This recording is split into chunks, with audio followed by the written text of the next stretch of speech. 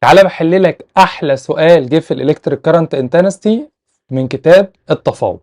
السؤال ده ببساطه اول ما تشوف سؤال لازم تحدد نوعه. زي ما انت شايف هنا نوعه جراف، والكلام ده انا قلت انواع الاسئله الفيديو اللي فات. طيب الجراف ده هنعمل بايه؟ اي جراف بنطلع منه حاجتين، يا اما السلوب يا اما الاري اندر كيرف. طيب لو احنا جينا نحسب مثلا السلوب هيبقى اي على تي. هل الاي على تي دي تديني حاجه؟ لا، يبقى احنا مش هينفع نستخدم السلوب، فمحتاجين نستخدم الاري اندر كيرف. طب الاري اندر كيرف دي بتقول لي ايه؟ بتقول لي بعمل الاي تايمز التي، وده فعلا هيديني داتا اللي هي مين؟ الكيو. انت عارف الاي في تي يدينا كيو. طيب تعالى نقسم الجراف ده نصين. النص الاولاني اللي هو الحته دي، الاي عندها بكام؟ ونسميها سيكشن A مثلا. الاي عندها ب 6.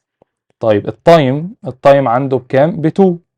لو الاي ب 2 والتايم لو الاي ب 6 والتايم ب 2، اذا الكيو الكوانتيتي اوف تشارج اللي كانت بتعدي في الحته دي بس هتبقى بكام؟ هتقول لي ب 12 كولوم. كلام جميل.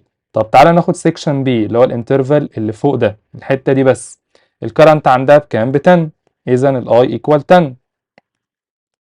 طيب التايم بكام؟ خد بالك احنا بنحسب من الحته دي بس، يعني التايم من اول هنا لحد هنا، يعني من 2 ل 4 سكندز. من 2 ل 4 سكندز اللي هي كام؟ برضه 2 سكندز. اذا الكيو هتطلع بكام؟ تبقى 10 تايمز 2 اللي هي ب 20. يبقى انا كده معايا الكيو، او اللي انا جبته من الرسمه دي، الكيو ب 12 والكيو بكام؟ ب 20. حلو حلو.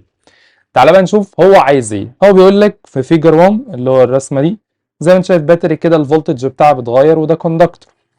ماشي. وقال لك potential difference between terminals. ماشي. فيجر 2 represent graphical relation between الانتنستي والتي، والجراف التاني بين الاي والتي. هو عايز ايه بقى؟ which of the following graph represent the correct relation between electric charge الكيو مع مين؟ مع التايم. يعني من الداتا اللي احنا طلعناها دي عايزين اي جراف بقى من الاربعه دول هينفع او هيبقى لايق معاه. بالمنطق كده الكيو دي عندنا طلعت لنا رقمين مختلفين، صح؟ يبقى مين اللي هنستبعده من الاجابات؟ بالعقل هتقول لي ده، لان ده ستريت لاين يعني الكيو ما اتغيرتش، فدي كده كده متاكد مليون في الميه انها غلط. طيب تعالى بقى نشوف اول واحده.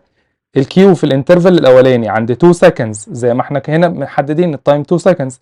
بعد 2 سكندز الكيو كانت بكام؟ لو عملنا زوم كده هتلاقي ان الكيو بين ال 8 وبين ال 16 اللي هي بكام بالظبط؟ بين ال 8 وال 16 اللي هي 12. طيب هل احنا طلعناه ب 12؟ صح، يبقى الانترفال الاولاني ده صح. طب تعال نشوف الانترفال التاني، من الثانية التانية لحد الرابعة، من هنا لحد هنا. الكيو من كام لكام؟ كانت من 12 لحد كام؟ 32. لما تعمل 32 ماينس 12 هتديك كام؟ 20. يبقى الكيو كانت ب 20، وفعلا الكيو كانت ب 20. اذا الانسر هتبقى نمبر ايه. طيب هنا الغلطة في ايه بقى؟ ان عند الثانية التانية هو هنا الانترفال غلط، لان احنا عايزين عند الثانية التانية، لكن هنا اتغير من عند الثانية 2.5. طيب دي غلط ليه؟ لان برضه عند الثانية التانية. طب دي طريقة نقدر نعمله بطريقة احلى واذكى. ازاي يا مستر؟ تعالى بقى نحسب الاسلوب هنا. مش انت اوريدي ما عرفناش نحسب الاسلوب فوق؟ طب تعالى نحسبه هنا. الاسلوب هنا يبقى ايكوال كام؟ الكيو على التي اللي هو الكرنت. طيب بمعنى ايه بقى؟ تعال نشوف. في الانترفال الاولاني الكيو هنا ب 12 والتايم ب 2، يبقى الكرنت هيبقى بكام؟ ب 6 امبير. يبقى هنا طلعت الكرنت ب 6 امبير. طب الكرنت في الحاله الثانيه اللي هو الانترفال ده من 12 ل 32 اللي هي 20 على كام؟ على التايم اللي هو ب 2، يبقى الكرنت ب 10 امبير. يبقى انا جبت الكرنت من هنا. تعال بقى نشوف هينفع ولا مش هينفع.